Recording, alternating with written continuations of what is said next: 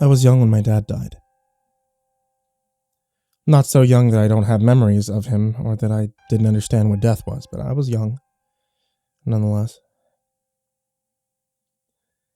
I was young enough that all I remember, besides being told that Dad had a horrific accident and the funeral was that soon, was us packing up and moving to a new house. My dad had been the breadwinner by far, and we just couldn't afford to live in our old house anymore. To this day, I can remember my poor mother crying. Back then, I'd assumed that my mother's consistent weeping was just because Dad had died. Now, well, into my adult years, I understood that it was also because she knew that she couldn't provide for me as well as he could have. Our nice 2-story house in the city was just far too expensive for us at that point. We had to pack up and move a couple hours away to the countryside, which my mother had to take up 2 jobs in the small town near us to be able to afford. Our new house was pleasant. It was small, but it was nice. It was located in a pretty well-to-do neighborhood. The people who lived around us weren't rich, not even middle class, but they had some of the biggest hearts I'd ever seen. I remember getting endless mac and cheese dinners from neighborhoods with big smiles after moving, and non-stop pecan pies when the season was right. People living there were lighthearted or easygoing. However, the neighborhood did have one rule that everyone followed without exception. Every night at 11 o'clock sharp for 10 minutes, the neighborhood would have a visitor. The rule that no one dared to break was to peek out your window and look at this visitor. Now, you could hear the footsteps walking around the neighborhood, going from house to house, and even sometimes right in front of your own window, but you could never look. No one was sure what would happen if you did look. But stories handed down from neighbors long departed had assured it was nothing good. Quite fortunately for us, my mother, God rest her soul, was superstitious enough to not even question it. The one time my curiosity almost got the better of me, she had caught me. She didn't yell or scream. All she said was, "You know better than to look." I never tried again after that night. Now, this wasn't some deep, dark secret that people in the neighborhood spoke about in hushed tones or avoided altogether. People would crack jokes about our visitor, lightheartedly say that they would invite them to the next neighborhood barbecue, all that fun stuff. I mean, I remember one party where most of the neighborhood attended. I was off playing with the other children in the living room. The adults were eating desserts and laughing about something or other, and as soon as the clock struck 11, a silence fell over the room. And we all listened for those footsteps. And we all listened to those footsteps go around our neighborhood for 10 minutes straight. Once they disappeared, everything had gone back to normal. With Steve, our clown of a neighbor, laughing that our visitor would have left sooner if he had caught a whiff of Miss Rothheimer's casserole. This is how we lived for a few years. And despite the loss of my father, my mother and I remained close, and we enjoyed our lives despite what little we had. When I was 11, though, my mother met Ralph. I don't want to believe it's possible that a more unpleasant human could ever exist. My mother had met him when she was waiting his table at the diner that she worked at. God only knows exactly what he said to my mother to make her think that it was a good idea to bring him into our lives. I have a feeling that it wasn't so much what he said, it was what he had. Ralph was by no means rich at all, but compared to us and most people in our tiny little country town, he had more than enough. Despite his general unpleasant behavior, Ralph never got physically violent until he moved in with us. My mother protected me with all that she could, and for the most part it worked. I would never get much aside from a hard smack to the face or the occasional whipping on my ass from Ralph's belt. However, she would get the brunt of it. I would wake up and I'd see my mother with a fresh bruise on her face and a new black eye. Sometimes she'd have bald patches on her head, and the longer that Ralph lived with us, the worse it would get. He started becoming paranoid, thinking that my mother was having an affair or that I would call the police on him. To this day, I have a vivid memory of him taking the hammer to the phone after he got suspicious because I was talking to a friend for too long. He had figured out how many miles it would be from the house to my mother's job or to the grocery stores. I would check her car's odometer to see if she had made any pit stops. If even one extra mile was unaccounted for, she could receive a fresh new injury. Of all Ralph's many, many, many shortcomings, he did have one redeemable quality. He never looked out the window, or forced us to look out the window for those 10 minutes the footsteps could be heard around the neighborhood. The neighbors tried to help us as much as they could. On days where my mother seemed especially worn down and roughed up, I'd be taken in by the Millers, whose son I was friends with, even though he was 4 years my younger. They even called the police a few times, but being a small town where everyone knows everyone, nothing was done. I was old enough by that point that I could understand the looks of pity that I would get from my neighbors every time that I'd walk down the street, have to go inside my home. As I reached 13 years old, I tried to act more like a man and at least be there every night for my mother. I even played out a fantasy in my mind most nights where I would yell at Ralph and shame him so hard that he would just leave. It was a stupid, childish fantasy. And had I even said as much as a word out of line, I'd have gotten punched or a belt whip before I could even have said a second word. But my mother stuck through it all for me because of the extra money coming in. I could afford books for school, new clothes. I resented my new shoes and clean t-shirts, fresh notebooks, everything that she had bought with that damn man's money. The last year when I was 14 was where the whole situation reached its peak. So the beatings became more frequent and violent. Ralph had become more paranoid and prone to outbursts. There was a point where he physically stopped me and my mother from leaving the house for a week. If he didn't conclude it would look suspicious if we weren't seen, I don't think that he would have ever let us go. It gradually became worse and worse and much, much worse. My mother couldn't even protect me anymore, and I began to receive beatings as bad as she did. And finally, it all ended one October night. I was brushing my teeth and reeling from a fresh bruise on my side that Ralph was so graciously given me, while Ralph was yelling at my mother. As sad as it is, it all seemed ordinary. Until that is, I heard something of a significant weight falling down the stairs. I froze in a panic. I didn't know what to do. The tough man I imagined myself as had come back to reality as a scared child. She's fallen down the stairs before, I said to myself. She's recovered from this before, I thought, reassuring to me. I heard footsteps going down the stairs, and once they had reached their destination, I creaked my head out of the bathroom window and slowly crept down the stairs to see the most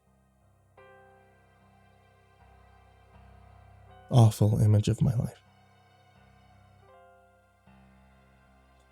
My mother, my last blood relative, the woman who I loved more than anyone else and who would have loved me more than anyone, was lying there in a pool of blood. Ralph, still in a fit of rage, was kicking her. I looked in horror as he kicked the feeble body so hard that the last threads of life in her had let go. Dumbfounded, not knowing what to do, I walked down. I crouched beside my mother's body. I cried.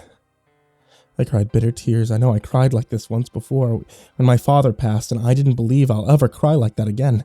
After what seemed like an eternity of crying, I looked up at Ralph.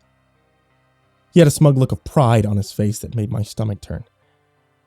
I had nothing but pure hatred for him. I wanted to yell at him, to attack him. I wanted to kill him. I'm sure my face said it all. To this day, I'm not sure why he didn't just kill me right then and there, along with my mother, but knowing how sick he was, I can only imagine that he enjoyed the pain and the suffering I was going through too much to end it just yet. That was when I heard it. Those footsteps. Those footsteps that at that point I had gotten so used to that they were just background noise.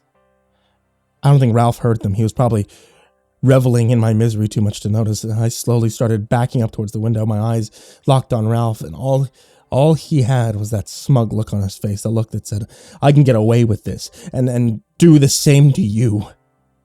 At the last second, though, as the footsteps approached our house, I think he realized, he didn't know what I was about to do, but he realized, as my green eyes locked with his browns, that I was no longer a scared child. I became a man in that moment, a man with nothing but vengeance on my mind. I closed my eyes as tight as they could, and I swung open the curtains. I ducked as soon as I did, shielding my head, and to be honest, I'm not entirely sure why I did that. I don't know what I was expecting to happen. I crouched there in the living room floor with my hands, shielding my head. And I started to feel kind of stupid. Was this just some trick all this time? I thought. Maybe he managed to close his eyes at the last second. And then I heard it. Ralph made a sound I've never heard him make before. It was a whimper. A very soft, delicate whimper that you wouldn't expect from a man his size or age. The whimpering continued, followed by the sound of him shaking slightly. I stayed crouched with my eyes shut, only imagining what he could have seen or what was happening. Behind me, I heard the window open softly. It wasn't a very big window at that point. I could have fit through it, yet I felt a presence come from that window. I could feel Ralph's shaking, starting to get more intense to the point where I thought that he might have been seizing. I felt the presence go around me, and I kept my eyes shut as tight as I could. It didn't walk, or float, or glide. I can't explain exactly how it moved. All I can say for sure is that it passed over me and headed in Ralph's direction as his whimpering got louder and his shaking became stronger. I heard a loud exhale similar to that you would expect to hear from a man on a long jog who had just taken a very long drink of water.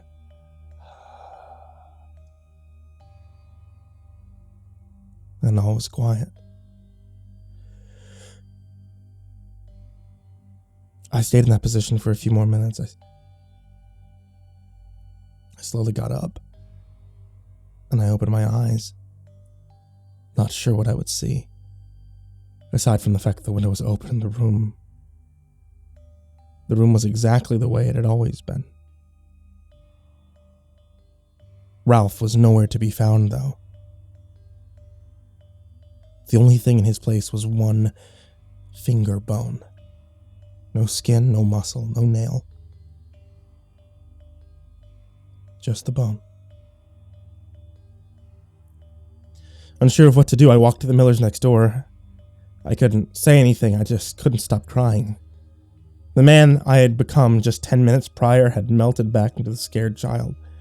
Mr. Miller came over and saw what had happened and phoned the police. I don't remember much else, just the coroner leaving with a body bag containing my mother, as well as the chief of police talking with some of the neighbors, with them all nodding their heads. Nothing about Ralph was ever mentioned again, and the chief was dismissed by the sheriff for his inability to deal with Ralph on earlier occasions. I became the subject of charity of the small town I lived in. I didn't get much, but I got enough to go to community college following high school. Got into an okay school with a full scholarship following, and then finally moved out. I live in my own place now. A nice house out in the country, states away from where I live with my mother and that evil man. Not a day goes by where I don't miss her, or I don't feel incredible rage towards Ralph for stealing her from me. And not a day goes by either where between 11 and 11:10 p.m. I don't hear footsteps around my house. I didn't think it was possible. I had moved far, far away from that place.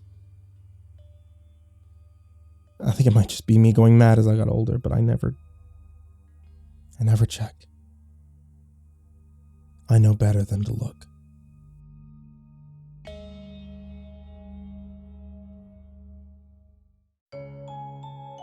Hey there kids, it's me, Mrcreepypasta, and I just wanted to tell you thank you so much for watching tonight's video on YouTube, for listening to tonight's episode on the podcast that you could find on Spotify, on Apple, and on Google Play, or anywhere else that you guys happen to listen to podcasts.